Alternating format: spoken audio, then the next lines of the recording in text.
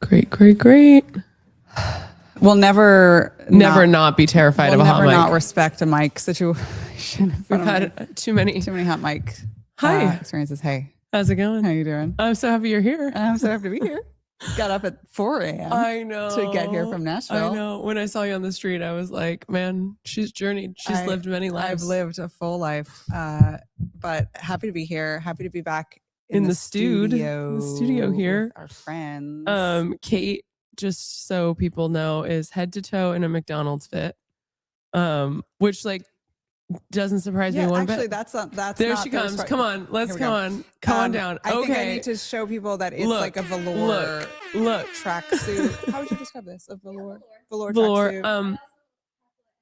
Oh, and the tie. I didn't. Oh, it's Japan, Japanese. Tokyo. You got this in Tokyo. McDonald's. Could you show the back? Particularly the incredible. So great, incredible stuff. She's got a jacket as well, an additional jacket. Anyway, Cait, love the look. Just always coming through. Love it. Okay, I need to share my pants. Now it's time for you to share your pants. A little bit of a crisis that I'm having with my pants. So okay, we have been wanting to talk about these pants all morning, and every time Deana's like, "Shut up." It has to be on the live. Save it for the show. Well, mostly because last week on the show, it was last week, right? Cait and I had a conversation about me searching for this type of trouser, which I'm about to show, which is a trouser, a normal trouser with a skirt overlay. Yes. I put it in our company Slack and said, Cait, can you help me find a dupe? She sent me back within 5 minutes. I do have to say there is a percentage of Cait's time that is allocated to that for the group. It was on a Saturday morning, so I didn't eat into company time for this. Theft. Company theft. What time theft? But she very quickly wrote back with 5 links to incredible work. Amazon.com. Pretty Little Things is Temu. I think is where I ultimately got these. Pretty Little Things, is that what it's called? Oh, that's the name of the brand. I got the pretty. This was the first time I ever ordered from this shop. Did it come quick? Usually, I feel like really quick, really cheap, like $20. Anyway, okay. It's time. Yeah, it's your moment. So here are the pants. Let's see. Also, I'm not Mike, so I need you to say what my. Okay. The issue is it's giving waitress. It is kind of giving waitress. I put them on this morning. And I was like, no, it's giving apron. It's giving apron a little bit.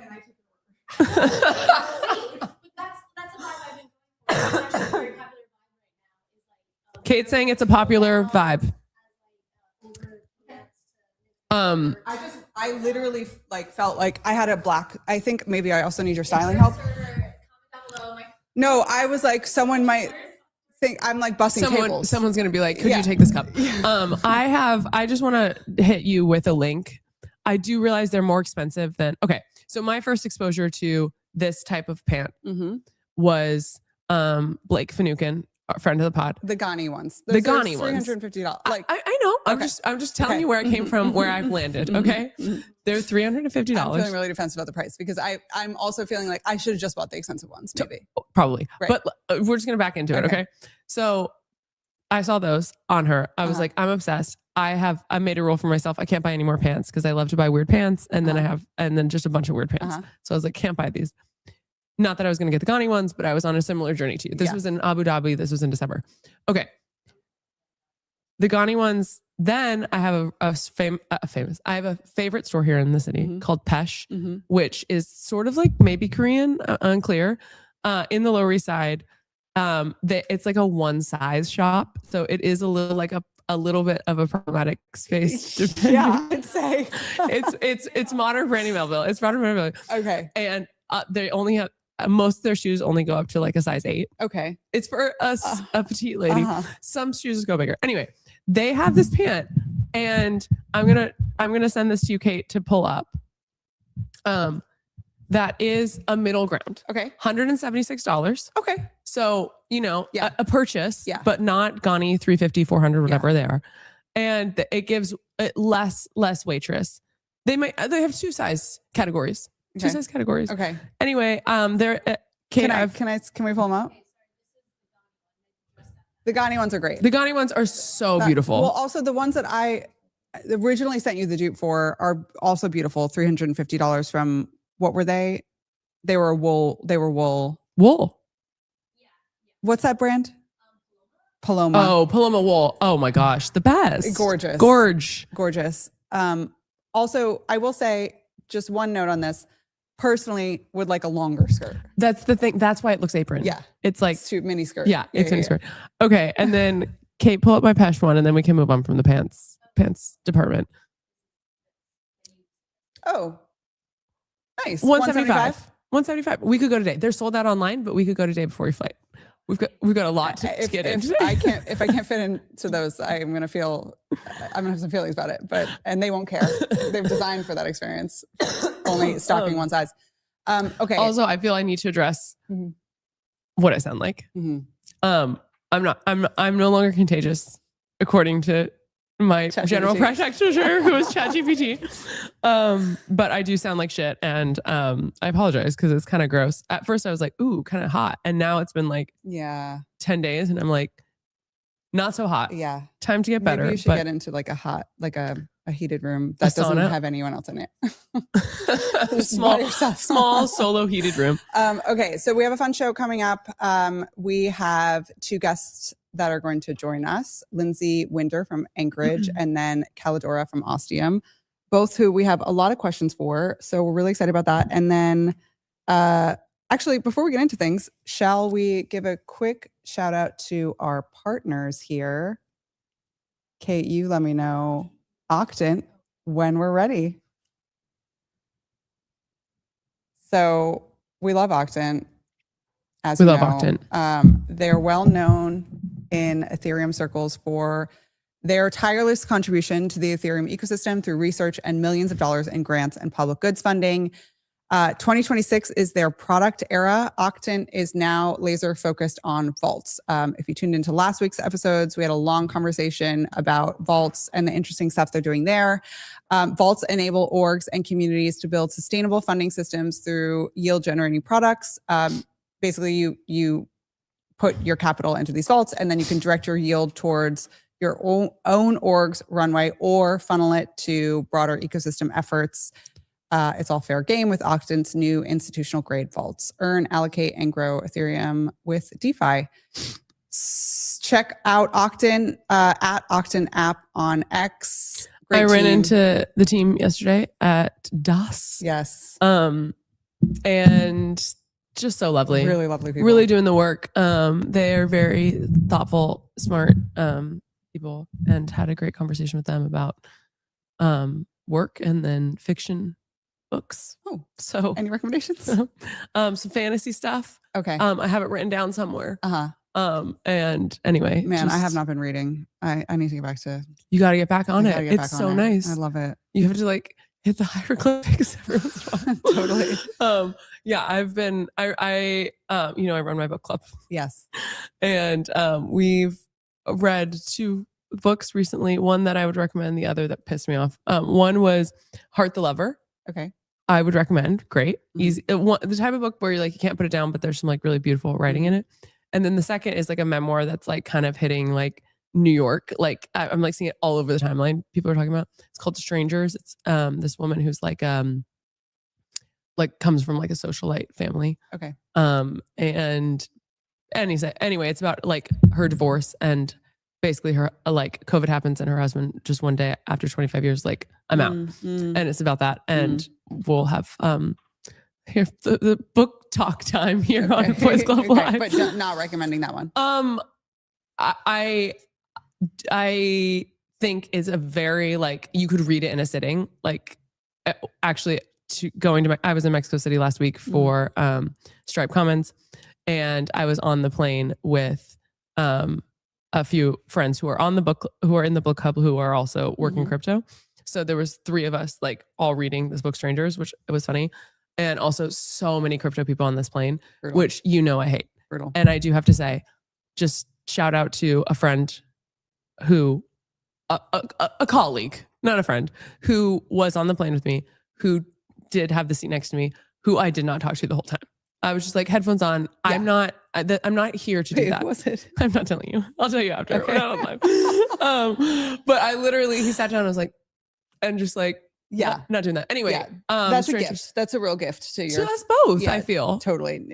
Both of you want to. And everybody around you. Like nothing's worse than like two chatty Cathys on a plane at 6:30 in the morning. I had one of coming back from Nashville. That was a lady. It was just like really, and you know me, very hard to. Oh my gosh. Very hard to absolutely chat. No way you were getting out of that. Very hard to chat with strangers about stuff. So it's hard. She's like, what do you do for work? And you're like, let me show you my podcast. We're talking about totally. And I'm like, we're talking about my boots. I'm like, what are we doing here?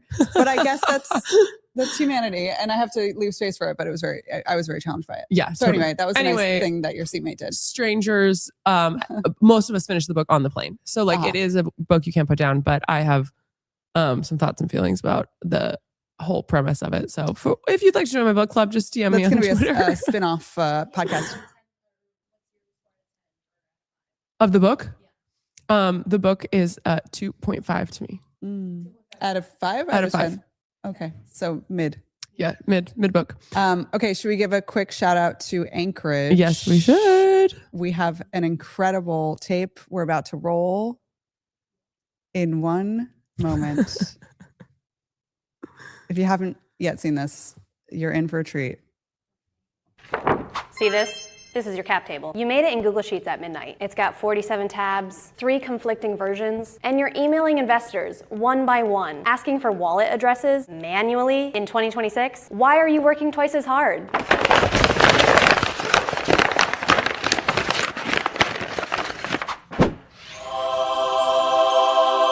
Anchorage Digital. Anchorage Digital's full stack token management solution. One dashboard, allocations, vesting schedules, cliffs, lockups. It automates stakeholder collection, so you never send another just following up email again. Post-launch, your tokens are held safely at Anchorage Digital, home to Anchorage Digital Bank, the first federally chartered crypto bank in the US. And they're not just sitting there. You can trade, distribute, stake, and earn rewards without your tokens ever leaving custody via Anchorage Digital's fully integrated offerings. And your investors can easily access them through their own portal. If time is money, then make sure you use Anchorage Digital to get hours back. You following me, camera guy? You're not gonna need this anymore. Go to Anchorage.com or call 1-800-ANCHOR. Don't really call.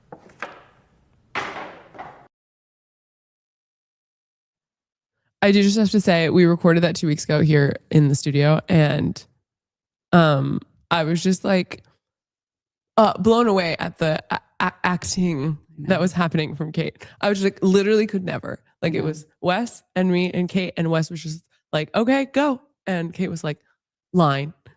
And I was like, I felt secondhand like stress from it. And I was just like, man, I know she'll come out and she'll surprise you with her talents, many talents. Should we bring our first guest? Utility player. Lindsay, come on in.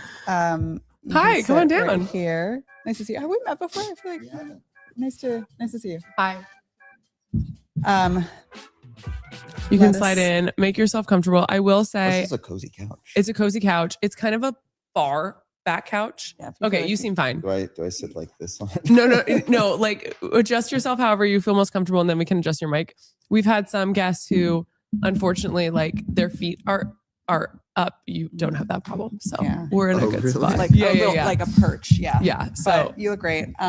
Okay, Lindsay Winder, token investing lead at Anchorage Digital. Welcome to the show. Thank you for having me. Great to be here. We're so excited. Great video, by the way. I just got to say, I was watching it again. It was incredible. Thank you. Thanks. Yeah, I'm looking at the star right here. Okay, so you were at the Digital Asset Summit yesterday. Digital Asset Summit. DAS or DOS. DAS. As some may call it. What was your take? I love DAS. I went last year, and it instantly became one of my favorite top 2 conferences of the year. Same as last year, I feel like there's so much energy there, which is like what you want to see at a conference. And it's a completely different group of people than we see on our kind of like global conference circuit. So it's a group of people that aren't usually present at those other ones, and the energy and excitement and just seeing what people are building. It's what got me into crypto. But now seeing it on this different kind of level than 6 or 7 years ago, with institutions and just new builders, I was incredibly excited being there yesterday. It was great. Yeah. It's crazy just the scale that it's hit and the seriousness of the people in the room. And I was joking. I was like, man, it's really funny to see a lot of the people that I've been in this industry with for many years, like in their Sunday best. Like I was just like, oh, this is funny. People are like showing up in their suits and in their like blowouts and their blazers. And I was like, oh, wow. Okay. This is a different vibe than like, I don't know, seeing you in Idlewild, California, like in the forest. Like there's like a code switching that has happened that I think is like appropriate and an appropriate like maturing of the industry that's happened. And then like so many new faces of people who are excited to be there and feel like genuinely interested and like invested in what the future of digital assets are going to look like. Yeah, I had multiple people who I was meeting with just walk right past me and they're like, I've never seen you in a suit before. Yeah. Totally. I have no idea who you are. What's different about you? You've changed. Yeah, exactly. I was like, oh, we've all in a really healthy way, I think collectively sold out a little bit. And I'm like, it feels kind of good, honestly, to be here. And be like, I'm like, we're at like Javits Center. I was like, wow, this is a really different vibe. It's great. I mean, like we've pushed for so many years. I got into crypto in 2017 and just seeing how it's progressed, all the things we were talking about with adoption and there's, so many different ways adoption could go. Yeah. We push for individuals. There's so many ways it could go, but the institutional adoption, which is what you see at DAS, it's here. It's happening now. And, we didn't know if that was going to happen for a very long time. And we're very much in the middle of it. So it's all systems go right now. It's great. Yeah. Exciting. Anything surprising from yesterday or particularly interesting from either panels or conversations that you had? Yeah. I mean, I think, I caught up with a lot of people that I've known for years and seen the kind of progression they've taken, whether it's in what they're building, what direction that they're headed. And the surprising thing was like you mentioned the suits, but like everyone is kind of moving in this direction. Yeah. Right. Because as your audience changes and as it matures, whether you're building a protocol or a service or a product, you need to adapt to that. And so it was a good surprise. Yeah. But just to see all of my old friends still here, still building, just with, different clothes sometimes. Yeah, totally. It's great. Okay. So you got into crypto in 2017. Tell us a little bit about your background and how you got into this industry and my background. I moved to New York 14 years ago as a speech pathologist. Oh, wow. Not crypto. And I started building technology companies in healthcare. And around 2017, one of my good friends, we started just exploring crypto, building companies. And, there's this thing we saw in 2017 where it almost felt like you could be an inventor in crypto. You could literally just write code and millions of people could access and you could build these incredibly complex, important tools. And that sucked us in. And we just said, we want to build in this space. And so over the next, several years, we just, everyone has like this resonant frequency, right? No matter what you want to do, you always just end up going towards something. It's how you're wired. And we always like working with people, with builders. My friend and I, who started the company, we were fascinated by startups building in crypto, just like the humans, the operations, the thing that keeps them up at 3 a.m. Like no matter what I wanted to do, I always just came back to wanting to fix that stuff. And it's why we got into token investing, which may sound like a boring thing, but if you're running a company, it's a very important thing. And for the last several years, we've really pushed and developed these systems for these builders. And last year, we were acquired by Anchorage. Congratulations. Thank you. Yeah, it was great. And we got the opportunity with Anchorage to do those same things we wanted to do, but just on a bigger scale with more resources and the incredible team at Anchorage, just all of their weight pushing forward because they, as we found, they're as obsessed with protocols as we were, probably even more, to be honest with you. And to get to join that team and rise the opportunity of just working with builders in this new era that we talk about with DAS, it's been incredible. Okay, so that was Hedgie. You were running Hedgie, which was sort of like a Carta you can think of it as sort of like a Carta for on-chain teams. So token management, vesting, lockups. You have a thesis that we were talking about yesterday that token management is risk management. Oh yeah. Can you tell me a little bit more about that? Yeah, I mean, my co-founder, former co-founder, now he's at Anchorage on the protocols team. He was a treasury manager at WeWork for 5 years. His job was literally like risk management on a global scale. And he, I ripped him off when I said that's his saying. He's the one who thinks of the things, I just get to say them. But his whole kind of thesis has always been, your job when you're running a company is risk management. And in crypto, you have all the inherent risks of running a startup, right? You have just running a startup is inherently risky. It's a high failure thing. You're pushing on the frontier of something new. And then when you introduce what most companies in crypto are building, which are protocols, that's additional risk you have to worry about. That's a core product you're offering. And so you're operating on these, risky kind of endeavors, which are just part of the game. But the thing you don't want to do is introduce risk you don't need to take, right? You shouldn't do that. And so when we talk about token management as risk management, it's about just offsetting risk as much as possible. And it's why when we joined Anchorage, the approach we took was, how do we use Anchorage, by the way, which we all know is a qualified custodian, one of many things that they are. They're more, think of that as like a base and then a bunch of services wrapped around that, focused on protocols, investors, everyone, right? But how could we leverage the qualified custody layer, the product that secures your tokens and keeps them safe? How could we use that in token management so that all of these builders we love and we work with, they're not waking up at 3 a.m. wondering if 40% of their supply is safe? How could we just take that off their plate? And so when I say token management is risk management, that's what I mean. It's about not taking risks when you don't have to, for things that you don't have to take risks on. That's nice.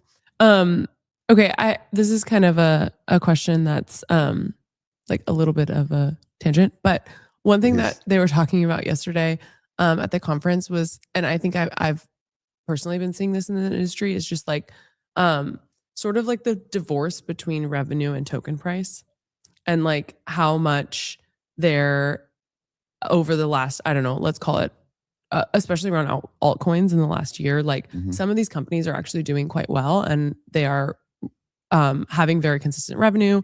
Their businesses are actually more foundationally secure than they maybe were 2 years ago, but that doesn't seem to be like affecting the price of the token.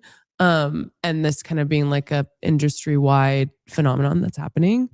And you have so much exposure, I feel like, to many startups that are that have launched tokens, that are thinking about that.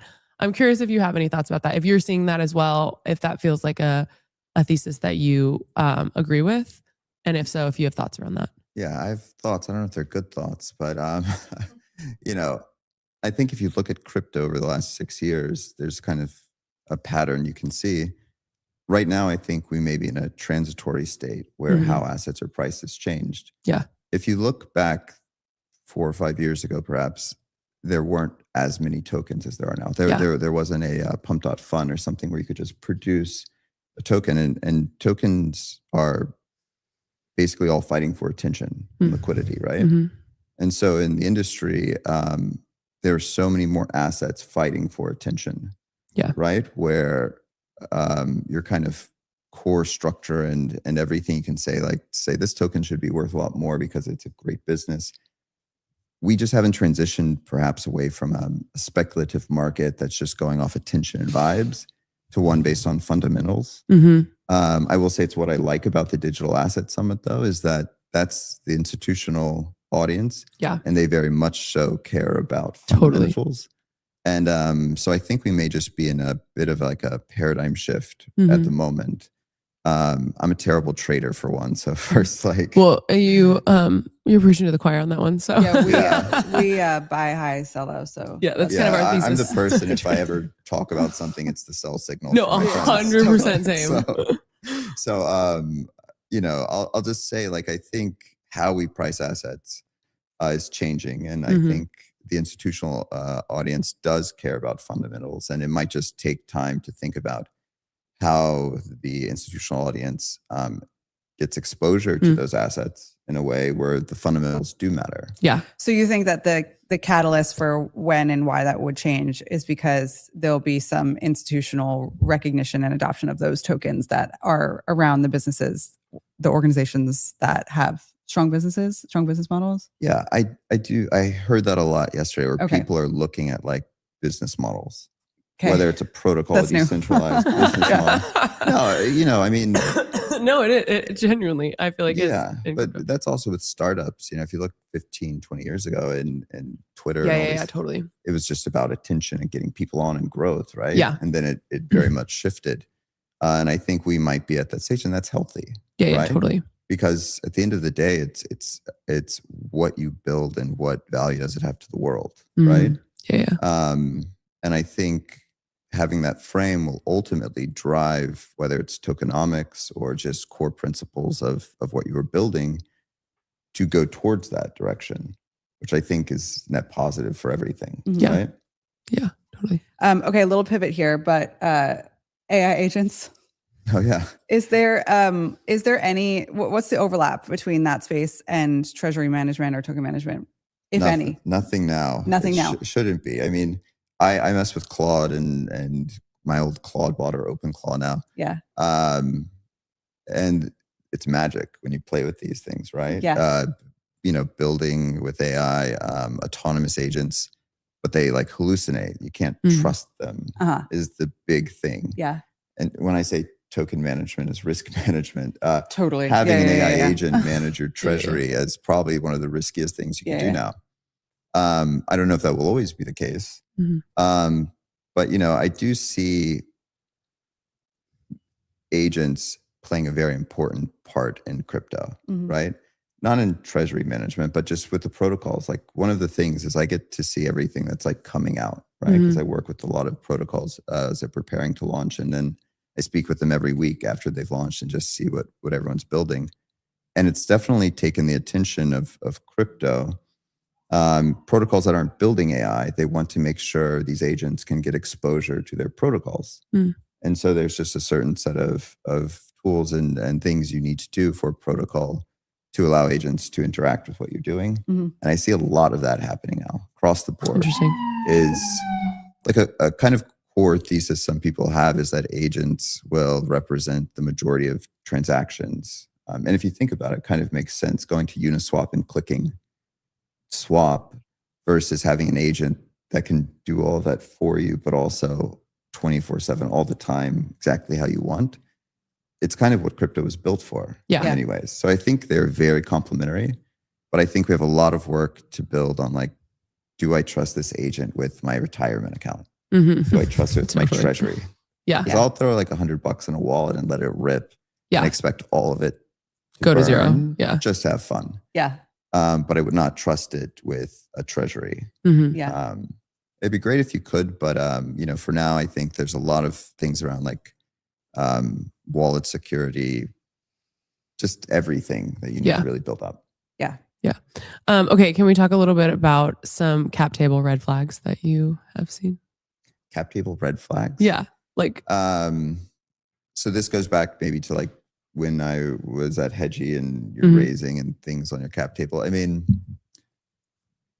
this is like a whole conversation. I'll have to come back for this one. But, I mean, I think when I speak with founders, everyone kind of knows the same thing. You want people on your cap table that you trust, that have your best interests at heart. And, the job of an investor is just to give you money, trust you, and let you build something, right? When you can get more than that, it's when an investor will actually be active. So I don't know if I have any like red flags. Like there's not like Lindsay's 5 things that are red flags for investors. But when you raise, you make mistakes of you're worried about the due diligence on you, and you're not doing enough due diligence on, is this going to be a partner I want to work with for the next 3 years? We weren't in that position, luckily. We had great mentors, great investors from day one. I've had lots of friends at their companies who they've spent way too much of their time dealing with just unnecessary headaches. Yeah. So you have this interesting perspective, which you spoke to earlier about just being able to see across a lot of different teams that are launching across the industry. Yeah. What's the like vibe, appetite, energy around launching tokens right now? So busy. Great. It's so active. Really? It's insane. Wow. I was so busy this morning before I came in here. I was up to like 1 last night. I feel like I've been like that for the last like 4 weeks, 12 weeks. Yeah. I mean, Anchorage is in a very great position because they focus on protocols from like a year before they launch, sometimes earlier, to 4 years after. And one of the great parts of just being on the token vesting team is I just build product and talk to users. Mm-hmm. In Anchorage, their whole system just takes care of every part outside of that for these protocols. But there are so many protocols launching. Like, again, like when you go on Twitter or you go to like some conference and everyone's just down about it. Yeah. They don't see the inside baseball of like the actual energy from companies. And it's tremendous. It's 10 minutes before I got here, I was just on calls helping people launch today. Mm. After I leave here, I'm doing the same thing. And I'm going to be doing that, until my eyes fall out in a year from now. I think it's a very good moment that we're in. Mm-hmm. That's such a fun job. So it's fun. Awesome. Yeah, it's awesome. I that's just so talk great. to people and build stuff. Yeah. Do you have any particular projects that you have had a really fun time working with, or products that you personally use that you love? Yeah. A lot of them. I actually don't know which ones are public, so I don't know which ones I can say. That makes sense. Yeah, totally. First discretion. I'm very fortunate though, because for the last 4 years, that's all I've done is work with other builders. It's like all I see. And it's the thing I like the most is just seeing what other people are doing, and I always give like too much advice. Like I always give people product advice because I build products and jam on with founders on this stuff. There are a lot of cool products coming out right now that are not just forks of something that existed 3 or 4 years ago. I'm talking like new primitives, products that are very like cutting edge and frontier. Yes, institutional. Yes, privacy, which are the things we all know. There's a lot of like, I think like we'll see a phase 2 of prediction markets. Mm-hmm. We think of prediction markets as like Kalshi poly market. Yeah. But there are so many people building new things that are like the layers beyond that. I think, 6 months we'll be talking about that. I mean, it's all I do is like just see awesome things people build and make sure, I help them set up their token allocations for everyone. Okay. So institutional prediction markets. Did you sit in on the prediction market panel yesterday? I didn't. Okay. No. I'll talk about that later. Any hot takes? There's it's hot takes. Yeah. What's up? I mean, it was interesting. I mean, I think that there were sort of like 3, I think, like main takeaways from the panel, and it was a few investors who are investing in prediction markets. I think John Wang is his name. He's like the Kalshi crypto guy. And then one other guy. I'm not remembering who he was. So yeah, Mantle on prediction markets. But it was one thing they talked about was basically like how about valuations of these prediction markets, like whether they're appropriate, whether they're just like inflated right now, and where there's like room. There's so much volume happening on these right now. Like where's there actual room for them to continue to grow? And one of the things that was interesting to me was that like it's really regional right now. It's very much like a few key countries that are actively using prediction markets, and that there is an opportunity for other like smaller teams and smaller startups that are like in Brazil or in very specific regions to build for their people the things that region cares about, and that's like untouched at this point. Cool. So that was one thing they talked about, and then let me see, I have some notes around it because I felt like it was they talked a lot about like, look, what are the moats right now, and a big thing was like liquidity and trust. Totally. And that like you like to bootstrap either of those things is like nearly impossible. So new players, like how do they solve for that? And then starting with like a niche and like going really deep into one thing and garnering like attention for that very specific thing, and then building from there. And then the last thing that they talked about, which I have like mixed feelings on, is that it's like prediction markets as like reshaping what media and like information and data and financial markets, like that's sort of how these investors are justifying the valuation of at least Polymarket and Kalshi at this point, is that like it's not just like a betting platform, it's like new media, or it's new social, or it's like shaping a geopolitical landscape. Like there's these really, really big stories that they can tell around what they actually are, which I feel like remains to be seen. Remains to be seen, huh? Yeah. Yeah. So, but really interesting. And like, funny, John Wang showed up in sweatpants, which I was just like, totally my dude. I almost showed up in sweatpants today until I watched the video and realized you showed below the head. So yeah, anyway, it was interesting to hear that a lot of the people on the panel felt there was a lot more room for new types of prediction markets, where I don't know that I had that view going into that panel.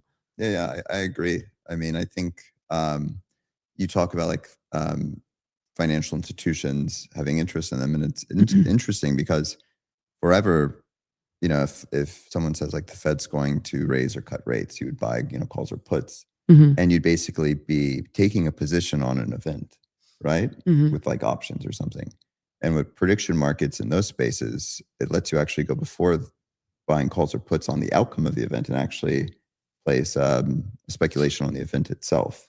So in many ways, like they're tied together, and it's actually filling a gap people were taking action on, but there was no mechanism to take action on. They could only take action on the outcome. And I think it's interesting when you put it in that perspective of it actually is an actual new financial instrument for many of these people. Interesting. Yeah. Oh, one other thing that I thought was really interesting was that talking about bots and sort of like trading bots specifically, and that it doesn't seem yet that there has been an ability to, in like a mass way, for individuals to train their bots to like arbitrage against both of the platforms.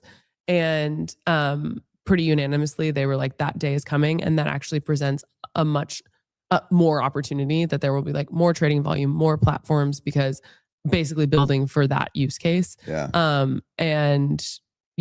And sort of talked about how you saw that initially, not with bots, but just with user behavior, doing that with like sports books when that like sportsbook apps first started.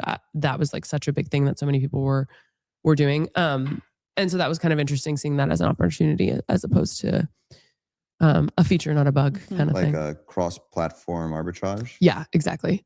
So many people talk about that on Twitter. Like you see like, here's the script to do that. And the truth is, anyone who's doing that is not talking about it. Totally. Totally. If you figure that out, you're not telling anyone. Secret until it's gone. Yeah, for sure. So when I see all this stuff, I'm like, oh, I could be doing arbitrage on some random thing I don't know, and my Claude bot goes schizo every 5 minutes. But in reality, people probably are pulling it off. But they're just not talking. There's no incentive to. Okay, last question here. You have some thoughts on communities and DAOs and cap tables, I believe. I heard through the grapevine. Yeah, sure. I can talk that. Okay. I'd love to hear. I feel like, I don't know. We have some scar tissue around the DAO of it all. So everyone does. Yeah. Yeah, totally. What are the thoughts? I mean, look, there's nothing I could say that you or the audience doesn't already know, right? I mean, we've all been through it. Trauma bonded. Yeah. I think there's so much potential, and you see a lot of the service providers for DAOs recently shutting down as well. Yeah. And I see DAOs still having a place for many protocols that are launching, but not just like unanimously across the board. I think it's much more of a conscious decision now than you're launching a token, you're launching a DAO. Yeah. Which was definitely what it was. Yeah, totally. Everything's going to be a DAO is not the case. I think you are seeing companies launch more in the US, starting to come. Yeah. And launch without DAOs. And like the truth is, like, you don't need a DAO for everything. Right. And I think a lot of the scar tissue comes from people launching DAOs when they didn't need to have a DAO. Yeah. It can be very useful though. Like, I'm not saying DAOs are terrible for everything, because they are actually very useful for a very specific thing.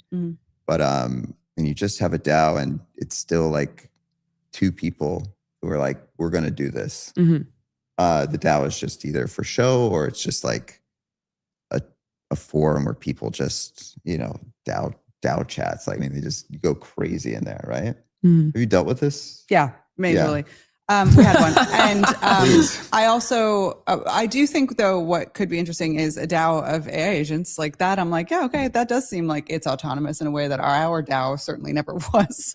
So I could see a future where it totally has a new life as a container for effort or building value. But I don't.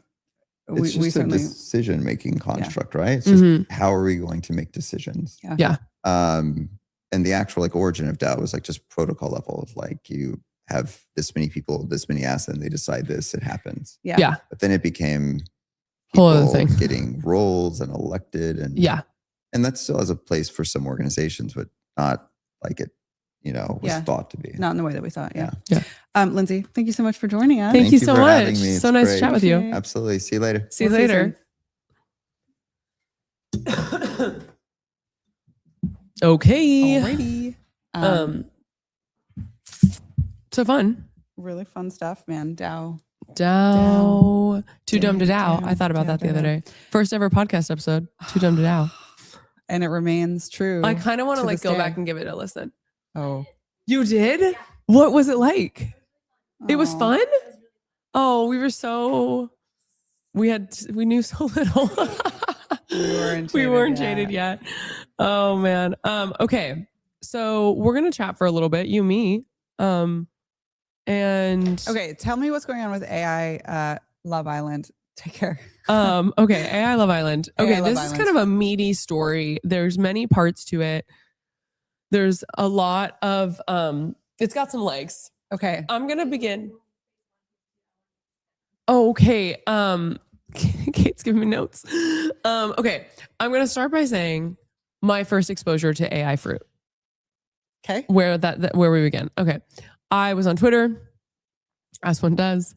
I saw a video, and it was, the premise of the video is sort of like a hypersexualized back and forth between a strawberry who's leaving an eggplant's home, presumably post-coital, and goes back to her partner who's another strawberry. She gets pregnant. The male strawberry is very excited. They have the baby, the fruit baby. It's a small eggplant. He freaks out. Ensues. Yeah. He's like, and she's like, I'll never do it again. She's crying, whatever. It's this whole thing. Yeah. And the quote tweet was like, I can't remember exactly what it was, but it was something along the lines of like the shit men send to each other in the group chat or something like that. Okay. And I was like, first of all, what is this slop? And second of all, why am I watching it to the end? Like, I'm like, I need to know what happens between these strawberries. So that was my first exposure to it. Turns out it's like a whole phenomenon that's happening around like what sort of looks like a like Pixar style, like Temu Pixar, that's like taking over TikTok, and they're AI, obviously AI generated videos, and we're gonna play one. But wait, let me just say what then developed is a whole series, Love Island Fruit. Okay. AI fruit. So roll the tape. Roll tape. Welcome to Fruit Love Island, where 8 single fruits are about to flirt, fight, and trust. Things get messy fast. Okay, this villa is insane. I'm not leaving here single. I just hope the guys are hot. I'm here to have fun and probably break a few hearts. Rose said the quiet part out loud. I just hope the girls like nice guys. Okay, the banana guy is definitely my type. Wait. Maybe can't see weren't able to see that, it's hypersexual fruit. Looks maxing fruit in like scantily clad, looks like some sort of beachy setting. The male presenting fruit have their shirts open. The him fruit. And the girls are in little outfits. Very like Love Island. If you've never seen Love Island and you've never seen any of these videos, you can just skip this whole segment because it's not for you. Yeah, and like millions and millions and millions and millions of views, like unprecedented. And so people are watching this. I mean, it's storytelling. It's storytelling. I think so. There was one account, I think it was called Fruity AI, that had the producers of the Love Island fruit thing. I think it was like the fastest growing TikTok account to date. Wow. And it has now since been removed from the platform. I think there's been a cultural divide of people. Some people who are very, very upset by AI content, who are continuously reporting it. And obviously a bunch of people who are loving it and watching it. And it seems to be that there's platform like drama around it. So that's essentially the story. The newsletter After School by Casey Lewis is great, and she did a little like excerpt about it that I highly recommend. And then also Zara Larson started talking about it.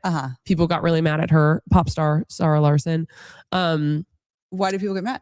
Because they were like, how could you be promoting AI content? She was pro. She was pro. Okay. She was into it. She was like, I'm watching my show's on. And so, yeah, I think there's something about it that is, we were talking about it before we began here. And there's something like adjacent to like the anime porn stuff, hentai. And that like takes like swaps platforms and like gains momentum on other platforms. And then you kind of get like, you get locked into the algorithm around it. Like if you watch one hentai thing, then like, I guess your whole feed becomes that. Yeah. And it's similar where it's like, it's hypersexualized, but it's not people. And some people are. It also seems like it's somewhat of a Rorschach test or whatever, like that thing where you show people and it's like you can you see Rorschach test. Rorschach test. Rorschach. There it is. You see it. You show people the fruit Love Island. Yes. They're either going to react, I hate AI videos, this is slop, or whoa, like I need to watch everything. About it. So totally interesting. That's the story. Wow. There it is. Thanks for filling me in. Anytime. Oh, there's one other element to it that the creator of, I believe, the Fruit AI, the original one that got taken down, started posting a really explicit, quite mean comments on, I believe, their Instagram. And I think the quote was, we basically something along the lines of like, you guys aren't going to have any water left. Like saying like, I'm going to go so hard on creating these videos. So like the environmental impact of creating these videos was like brought into the conversation all of a sudden. And I was just like, where are we in the world right now? Anyway. On that note, actually, we could talk about the Sora shutdown news, which hit yesterday. Breaking news. Breaking. So 36 hours later, breaking. 48 hours later. Sora. So for those who don't know, Sora was OpenAI's AI video generation platform / social network is kind of how they were positioning it. You would use Sora presumably to make these videos that you're I'm not making these videos just for the you're not making the videos. Fruity AI is making Fruity those videos. AI would be perhaps using Sora, but maybe Zara Larson. Or there's other ones, but it was a really big splashy launch that OpenAI did when it first came out, and they've really been pushing it. They had a big, huge investment from Disney. $1 billion December 2025 that was announced, a 3-year license, and basically the plan there was, hey, we are Disney, we have all this incredible IP, we're going to license 200 of our most famous iconic IP characters to Sora so that you can generate all this stuff within Sora and make your own videos. And that happened in December. I remember when we covered it and it was a big deal. Everyone was freaking out. It's now March. That deal is dead. Done. You can just do things. You could just kill a $1 billion deal. Honestly, that was news to me. I didn't know that was possible. And Disney was, there's a quote somewhere that they were like somewhat surprised by this announcement. They were like, OpenAI was surprised, or Disney was surprised? Disney was surprised. Oh. And basically what's going on, or the speculation is that OpenAI is preparing for a Q4 IPO. And they are cutting some categories that aren't really working. Yeah, they're cutting some categories that aren't working, and they're streamlining. They basically feel like, well, I don't know if they feel like this, but certainly feelings check in with OpenAI. people feel like Anthropic's eating their lunch, and have been really streamlined around like coding and enterprise. And Anthropic has had found a huge success by just like focusing in that lane. Anthropic doesn't do any image generation or any video. And so they've been very focused and have had a lot of success as a result. And OpenAI have been sort of like trying lots of things, including Sora, and are sort of seeing this momentum and this traction and being like, maybe we need to kind of do a similar thing. So like, that's the speculation. But can I tell you a funny feeling that's been coming up for me recently around the Anthropic OpenAI war? I feel like anytime I'm seeing like Anthropic win somewhere, I have like a weird satisfaction. And like it is quite pointed at not wanting Sam Altman to win. I think a lot of people feel that way. But like I think that is true. But then the next thought that comes to me is like, there is somewhere in my being where I'm holding some disdain for Sam Altman, and I'm like, what a fucking waste of time. Yeah, perhaps an opportunity for some shadow work. I know, for real. I'm just like, what? Like when it comes up, a little jealousy of Sam Altman, maybe? It's like maybe it comes from jealousy. I'm just jealous of that little twink.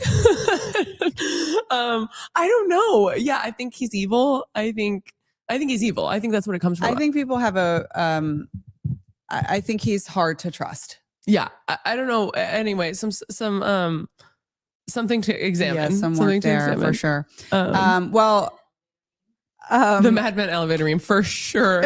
Not thinking about me at all. So yeah, that's what's going on with Sora. Really, I mean, there were some stats that were released around the usage, and given all the press launch, this $1 billion investment, like it really doesn't justify it. They had in-app purchases generated around $2 million total. Oh my God. What? So, and people were like just making all these videos and like using a ton of compute for the stupidest shit that you could think of. And the unit economics of like how much that compute cost OpenAI versus how much they were getting. How much water? How much water? Totally, just like pouring out bottles. Didn't make any sense. So okay, wait. Well, another thing on that. Also, I remember Nikita a few weeks ago covering that he said that most all of the fake war videos that were being populated onto X, the metadata of them came from Sora. Yeah. So I think not only like bad unit economics, additionally like rampant misinformation. Also, I was going through, I do have one Sora clip that I want to show that is wholesome, but many were, I was going through and like looking for clips to pull for the segment, and just very racist. Incredibly. Do you need very problematic. I can't use that. Oh, I can. I'm sorry, Eva. I can use this. And yeah, just it's so problematic. A dark place. But Cait, can we roll tape on the one kind of funny one?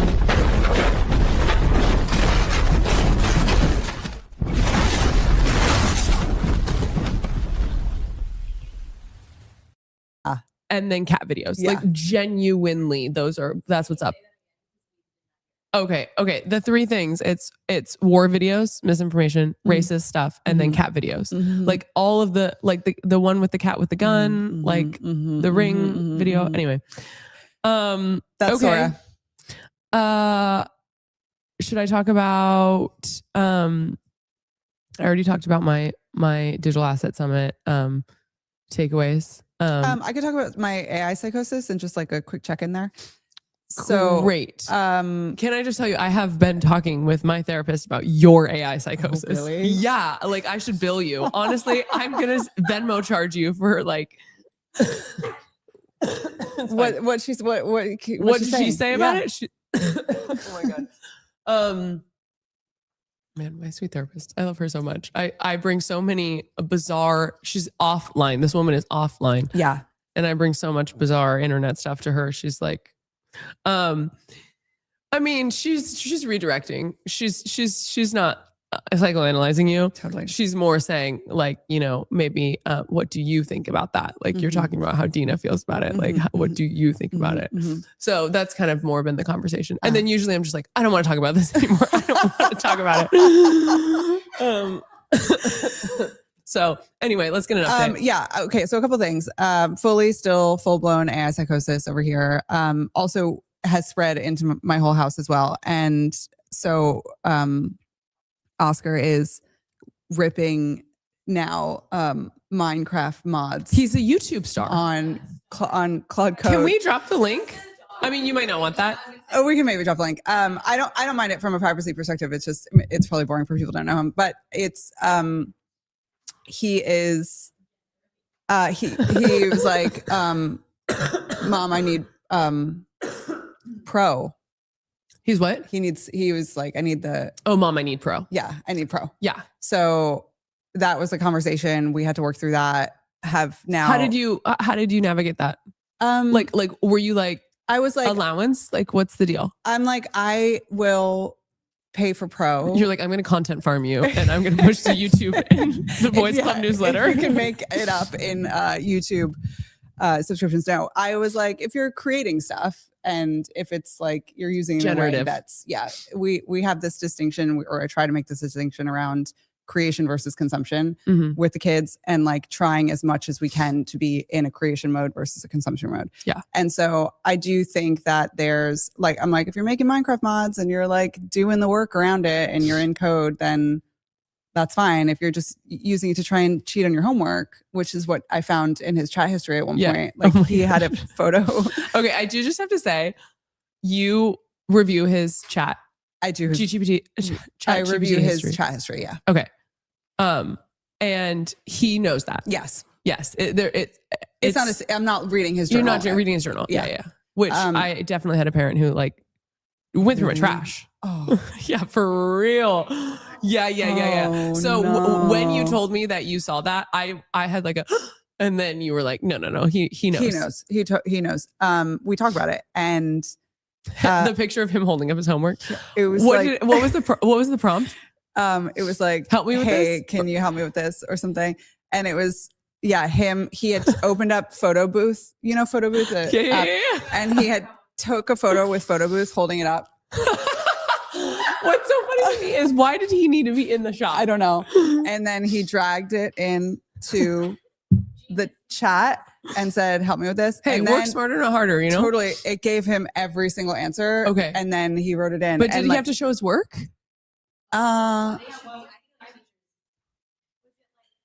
It was like you fill it in. It wasn't. Okay. It was math. I think he's 9. Math. Like there's not a lot of showing of the work. But so anyway, that was a conversation. That was an opportunity to have a conversation about like, this is what we don't do with AI. Right. And he understands that now. And it was actually good to have an example of like, and this is why we don't. You're like, hey, I'm just going to pull this up quickly. Yeah, totally. Another one was, it was him like flexing. And oh my God. I love this one. He's like flexing and he's like, is this strong? And like, I know. I love it. So but I also we had a little conversation about that too. Anyway, so we're kind of like through that phase like, now. Okay, looks maxing. Yeah, like, here's Clav. No. No, never. And that's actually the other thing about it is that like no social media for him, like honestly ever. Like in terms of where I'm thinking about his internet use and AI and all these things and like this world that we're in and online all the time, like social media feels no Hard pass. Never as long just as possible. Consumption, basically. Yeah, like and also just what you the guy the looks maxers, all that stuff. Like no, and I also think like and maybe this is less so with boys, but like the pressures around social media and young people and young women and body, like all that gets. So I'm just like never know. You can play with your friends when you see them in person. Yeah. And phone, like also that's kind of wrapped in with that. But I don't know, him making Minecraft mods on Claude Code, like doesn't feel, when I'm like trying to think about what the risks are and what it, just like what could be the downsides of something like that. It feels like kind of a good thing. So I'm just letting him, I said yes to Pro. You said yes to Pro. Swipe my credit card. We're going to try for a month. I didn't like pay for a year in advance and we're going to see how it goes. But he's, really into it. And he made a YouTube video. About his, you put it in the chat. I think he ended the YouTube video by saying, something like, I hope you like it. I hope you like this video or something. It was, that's it. That's it. I hope you like it. It's something like that. It was I loved. It's so good. So anyway, that's us. But there was this really funny tweet that I wanted to share from Peter Steinberger, who is the guy, the OpenClaw guy. That is so funny. So the tweet says this, or Peter saying, this guy emailed me asking for a token session refund because his claw made mistakes. And it's a screenshot of presumably an OpenAI or a chatbot emailing him. That's basically saying that like your agent, like my agent, like messed up so many times and was wrong and fabricated data and like made wrong calculations and like he wants a token session refund, which is obviously entirely misguided and not possible in any way, but very funny how the forms of AI psychosis really how they're showing up. Yeah, how they show up. One tweet from Ted that I wanted to bring in the AI psychosis segment. Our friend Ted posted this yesterday. A few weeks ago, someone called work without AI trad work, and I can't stop thinking about it. Did some numbers. So that's something to consider. And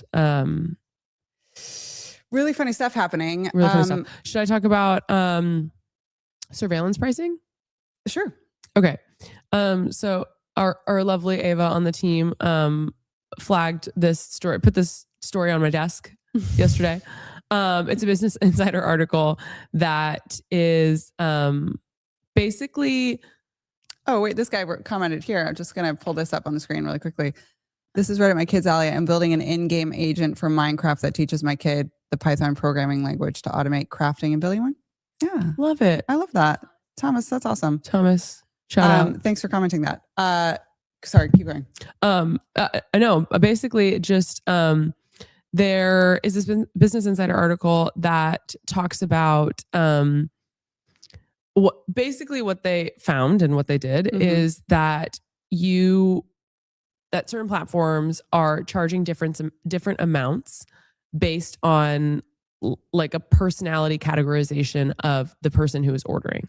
Okay. So they started with the two examples that they use the most are Uber Eats and Instacart. Okay. And basically depending on like whether you're paying with an Amex Platinum, whether you're illegal, certainly illegal is illegal. What it is. Yeah. But like the rules, especially in New York State, are kind of like they can be skirted around. Okay. You can like there's a way around it basically. Okay. But it is this term that they're calling like personalized algorithm pricing or surveillance pricing is how they're talking about it. And yeah, if you live in an affluent suburb or like, wow. And basically the article goes on to sort of analyze how it happened. They did it in office where it was like they all ordered Big Macs and it was like the price difference at this point is nominal. It's like 25 cents or 45 cents or whatever. So it's not still a slippery slope. It's slippery slope. And the price for Uber Eats, the price of the Big Mac at least was like the price of the Big Mac is the price of this Big Mac. It's the service fees and the Uber Eats fees or whatever on top of it. It's where you're getting the differentiation. That was for Uber Eats. for Instacart, it was like different prices for different products and like everything. And they were sort of found out, and then like that got unraveled and they were like, we'll never do this again kind of thing.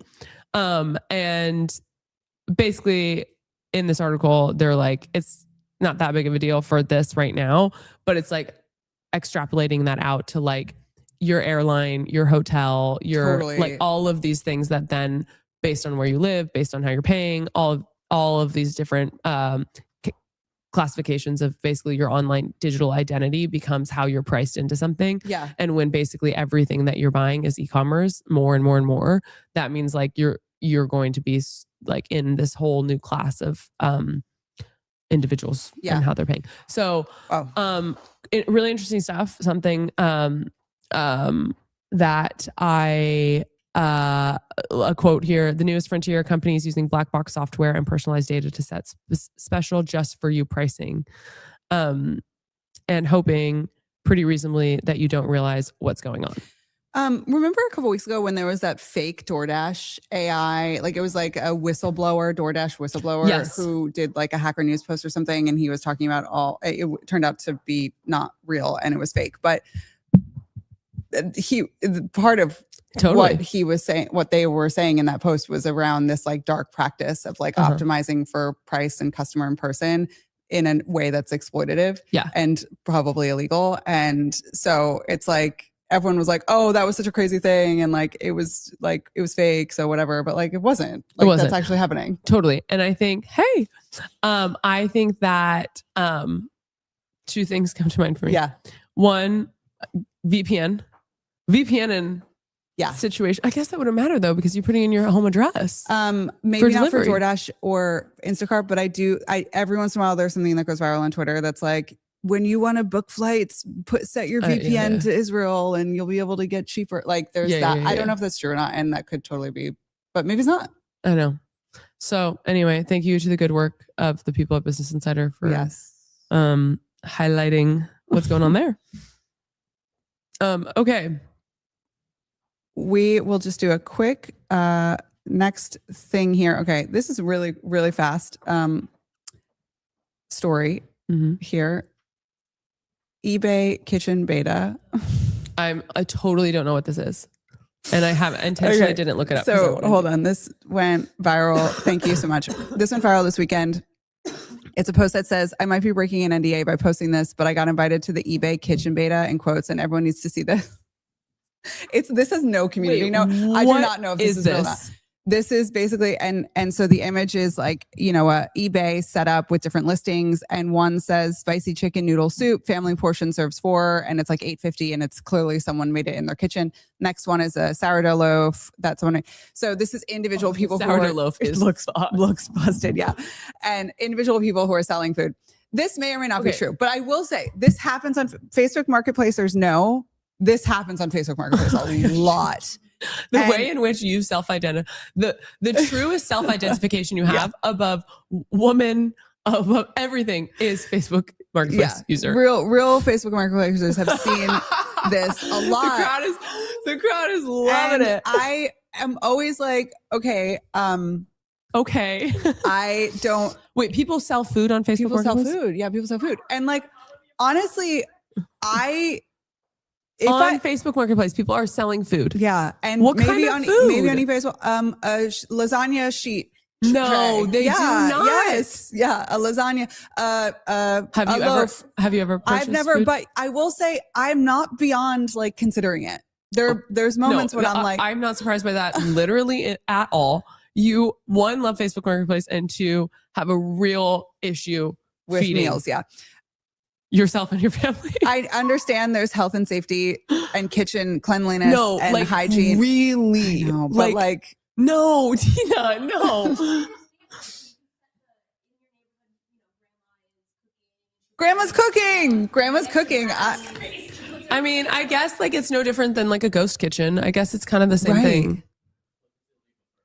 Okay.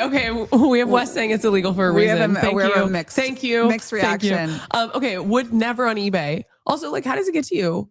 I do think it's a pickup, similar to Facebook Marketplace. It's a pickup. It's a pickup or a drop off situation. It's a Meals on Wheels type of thing. But okay. Okay, buy nothing. Buy nothing. That's worse to me. I'm a hard no on that. I need there to be a transaction, so we both understand that there's a value that they're giving me and that I'm paying for. Can I tell you a funny story that I recently had with your husband, Dave? This was a few weeks ago. I was in Nashville, and you guys are home improvement, big. That's the thing. That's the creative outlet for both of you.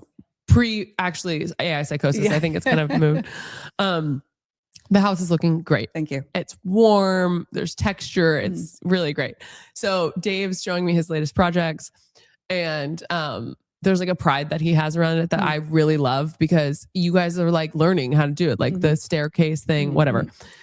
And then there was like an object. I can't remember exactly what it was. There was an object that was like not quite right. And he was like, this is a Facebook marketplace, like Facebook marketplace psychosis that's happening in her home. And I was like, he was like, literally the latest one was you were on a call or something.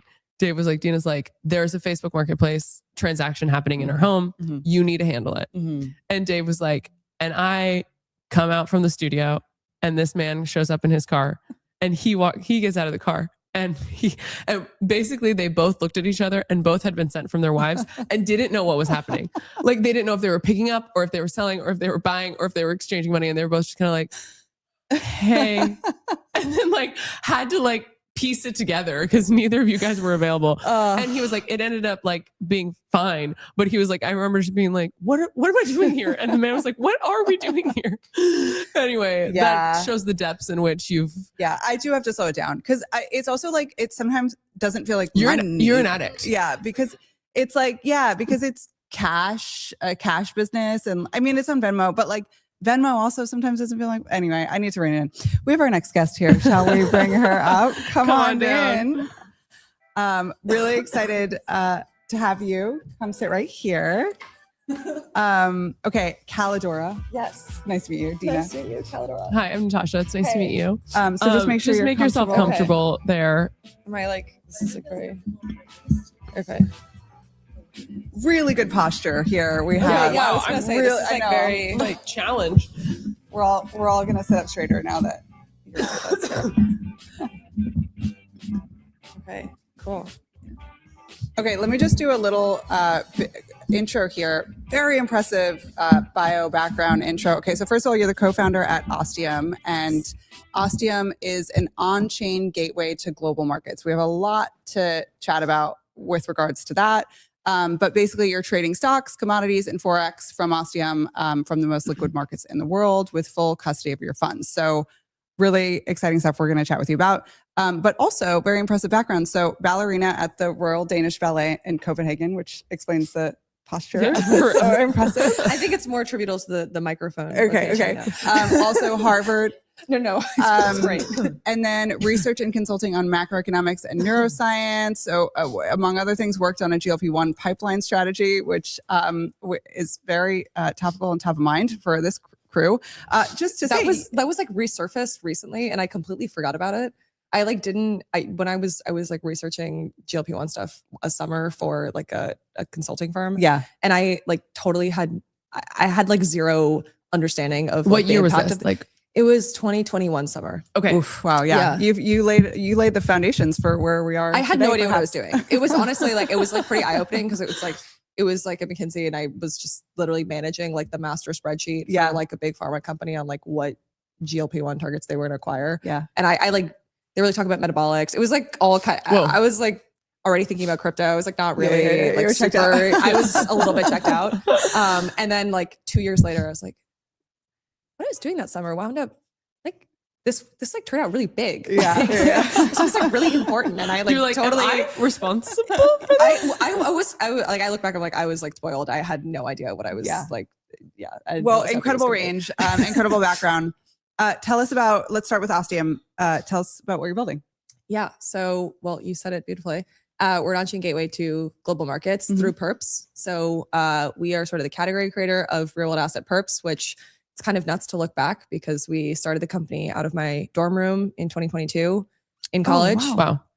Me and Marco, and we had like one core thesis. I've been saying that we were in like conviction hell for the longest time. A lot of companies are in like pivot hell. They like pivot from one idea to the next. We were like we'd never pivoted the company. Like we had like one, it was very contrarian and like unpopular. Obviously when we like went to first go raise in like 2022, no, everyone was like perps and like on TradFi asset, like what? But we never pivoted the core thesis of the company. And so, for the longest time, we were like in conviction hell because we had a lot of conviction about where the world was going, but not a lot of market feedback. And I tell my team every week that focus leads to the path of conviction heaven.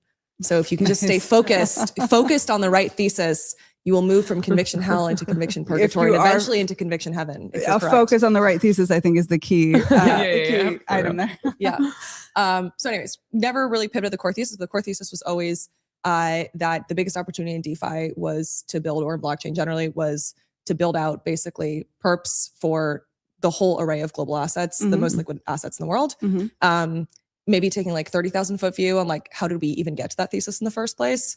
The core like hypothesis or observation that we had when we first started the company was we thought that basically the first generation of like consumer trading applications evolved between like GFC, Great Financial Crisis, and COVID, and evolved during a world that was a very different, like a completely different paradigm, basically characterized by three things: super low inflation, really low and sort of predictable interest rates. It was, the world of zero interest rates that was never going to change, presumably, and very little geopolitical instability, and kind of like the Fukuyaman sense, like the like end of history.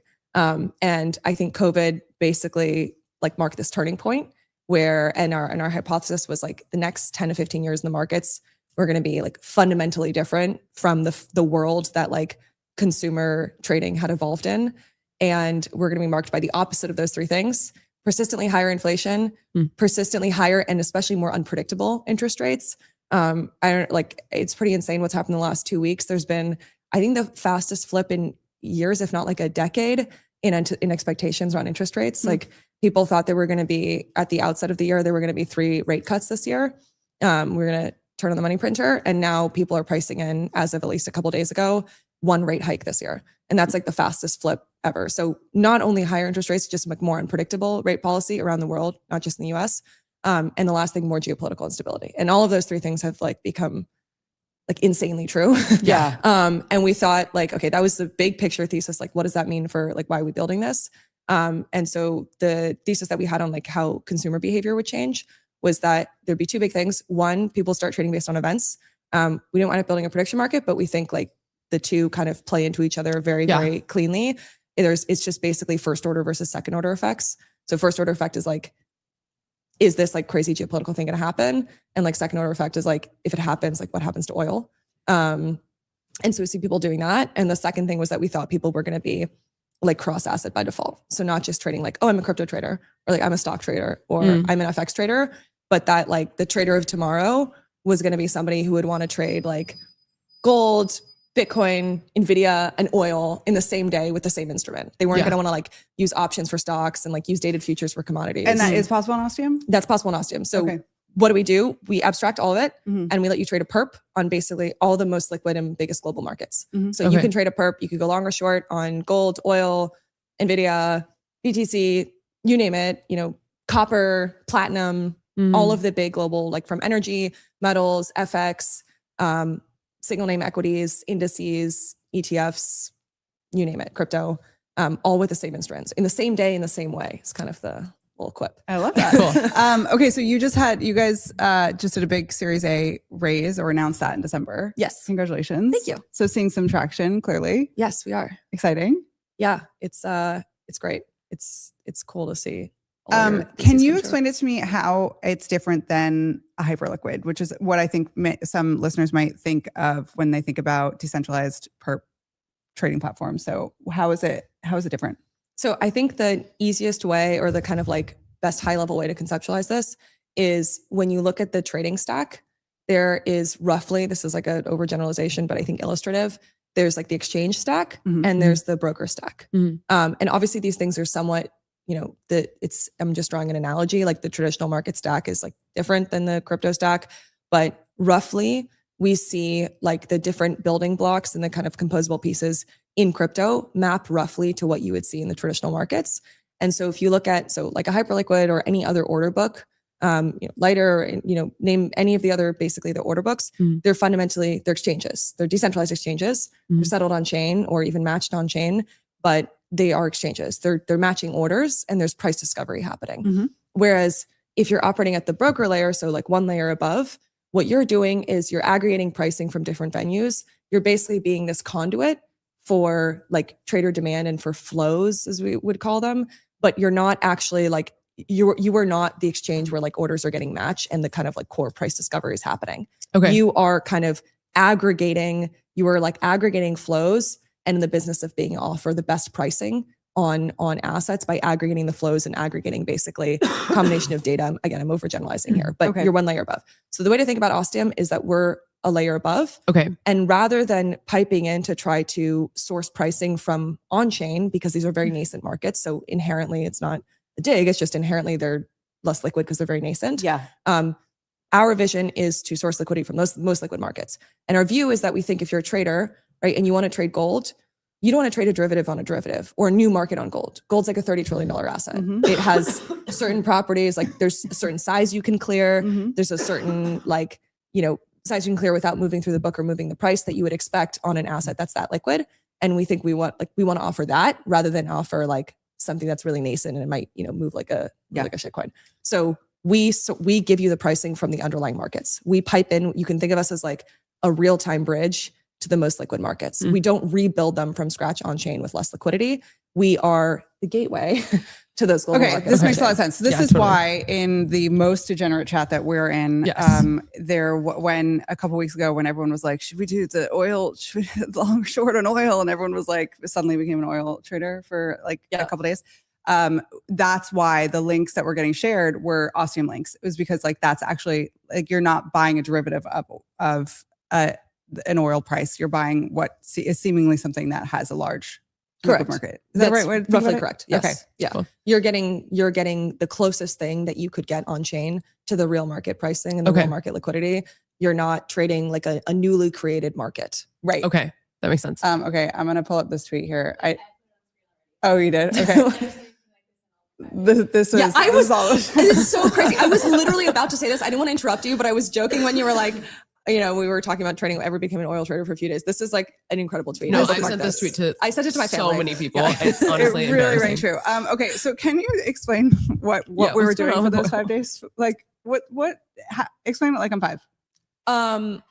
Like in the world, like what was happening geopolitically or like less geopolitically, just like why, like what that trade was and why so many people thought there was an opportunity in that trade. So simply put, I think everybody was taking a position on expressing their view of like a theory of mind of like Trump and like whether or not he was going to taco, which is like the taco kind of quip is like Trump always chickens out, which is the thesis that some people have that like he starts things, but then he like backs off and doesn't actually follow through. So he comes in with a lot of like fire and fury and then actually backs off. And so obviously, initiating tensions growing with Iran, the Strait getting closed, the Strait of Hormuz getting closed would send oil to, Valhalla and expressing a view that like Trump was gonna chicken out or however you want to frame it would be like, they're going to reopen the Strait. Like he's going to send oil back. He's going to like step off the gas. He actually doesn't have we don't have the political willpower to like be willing to endure like oil at 200. And so everybody was effectively punting on, their theory of mind of like what he was going to do, whether he was going to keep pushing or like step back. And when people are making that trade, just for people who are super new to it, they're betting on the price of trading on the price of an oil barrel. Yes. Okay. Correct. Yes. Crazy.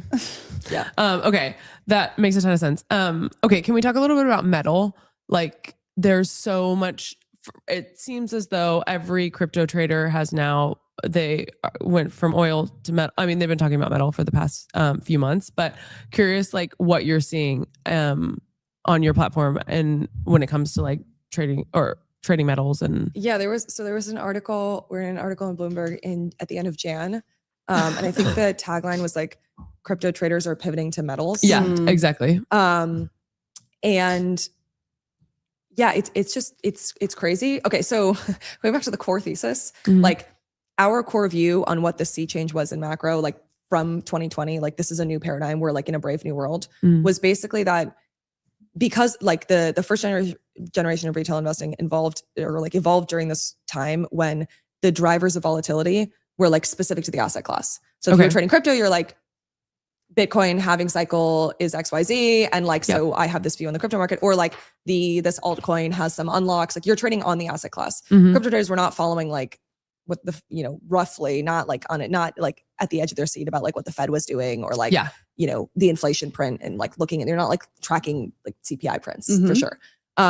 And we thought like, okay, we're in this new world where rather than the primary drivers of volatility being specific to the asset class, they're now going to be macro is going to become the primary driver of volatility. It's going to become so volatile that and traders chase volatility fundamentally. Yeah. So if it's going to become, macro is going to be such a driver of volatility that rather like the like small individual things within your asset class are going to be pale in comparison as a driver of volatility compared to like what we're doing in Iran. Like that is the biggest story. Okay. So the biggest like macro news is the new reality TV. Like the biggest like story on air is like what's going on in macro. Yeah. And so roughly, I guess to answer your question, like roughly the thesis is like macro is going to be driving like the trading decisions. Okay. And people are going to follow this stuff more than they'll follow anything else. And so as a result, they want to like move between these assets because different asset classes are affected in different ways depending on what's going on in macro. Okay. And what do you think that does to crypto? I think it just collapses the categorization of like, I'm a crypto trader. Or like, I'm a stock trader. It's like everybody's momentum chaser now. I also think it's like, people have been saying like TradFi and DeFi are converging. Obviously that's certainly true and like in every way basically. But I also think like traditional markets are becoming like crypto memified in some ways. Like momentum matters more than anything, or not maybe more than anything, but like matters increasingly in a way that it didn't used to in the past. And that's like a very crypto way of thinking. I think this is also why crypto traders think, and in many cases genuinely do have an edge in these markets now when they never did, because it's kind of like online warfare. It's kind of, okay, maybe a forced analogy, but in the same way that I think of tech in many ways is like revenge of the nerds. It's like the nerds are like uncool in high school and tech is like revenge of the nerds. Turns out the nerds are actually like, at the top now. I think of like what's going on in trading right now as like revenge of the super online. It's like revenge of like Wall Street bets. Revenge of Wall Street. It's like revenge of the Reddit. It's like revenge of 4chan. It's like revenge of the like perpetually online like Twitter people. Totally. And like I call it postmodern investing. Oh wow. I love that. Okay, you had this tweet here that I also want to talk about. I think I can share my tab here, which is you're pulling up presumably like some trend around traders that are profitable on Ostium versus traders that are unprofitable. And you're saying Ostium highly profitable traders are hugely net long, while rec traders are slightly net short.